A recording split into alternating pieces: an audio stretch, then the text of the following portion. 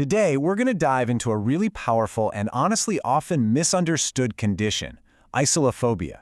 For some people, it's this profound, overwhelming fear of being alone that really does shape almost every part of their lives. I mean, just think about that for a second. A lot of us, we enjoy our quiet time, our solitude. But for some folks, the idea of being alone isn't peaceful at all. It's downright terrifying. So, what's the difference between just not liking loneliness and having a genuine phobia? Well, to answer that, we've got to get a really clear definition. So let's break down what isophobia actually is. Okay, a couple of words here are absolutely key: intense and irrational. We're not just talking about feeling a bit lonely on a Friday night. This is a condition that can trigger this deep, gut-wrenching anxiety whenever someone is without company, even if it's just for a little while. So the big question is, where does a fear this powerful even come from? Well, the causes are pretty complex, and they're often rooted way back in a person's past. And what's so fascinating is how these things don't exist in a vacuum. They all tangle together. So a past trauma, like abandonment, can literally rewire your brain's alarm system to think that being alone equals being in danger. And that, of course, creates this constant fear of being unsafe, which then leads to this emotional need for other people just to feel secure. Sometimes isolophobia isn't even the main issue. It's a symptom of a bigger underlying problem, like an anxiety disorder that's already there. All right, so understanding the causes is one thing, but to really get it, we need to talk about what it actually feels like for someone going through it. And the symptoms, they're both mental and very, very physical. So, on the emotional side of things, the distress is severe. This isn't just discomfort, it's a totally consuming anxiety that fuels this constant, desperate need for company. For some, just being separated from a loved one can be so overwhelming that it triggers a full-blown panic attack.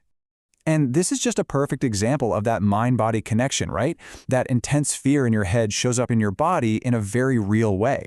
Your body's fight-or-flight response just kicks into overdrive, causing things like sweating, shaking, a heart that feels like it's going to beat out of your chest. It's your body basically screaming that it's in danger, even when everything is perfectly fine. So you can imagine, when you put all of that together, the impact on a person's daily life is just enormous. It can make it almost impossible to be independent. It puts a massive strain on relationships, because that constant need for reassurance can be tough on everyone. And it just chips away at self-confidence, creating this vicious cycle of fear and dependence. But, and this is the most important thing to hear, there is a path forward. Managing and even overcoming isolophobia is absolutely possible with the right help and the right strategies. The approach usually has a few different parts. Therapy, particularly something called cognitive behavioral therapy, or CBT, is known to be super effective. The whole idea with CBT is to help a person recognize those automatic worst-case scenario thoughts that pop up when they're alone. Something awful is going to happen and nobody will be here to help me, and then learn to challenge them and replace them with more realistic thoughts. This is usually done alongside a gradual, safe exposure to being alone, which helps build up that emotional muscle and teaches new coping skills over time.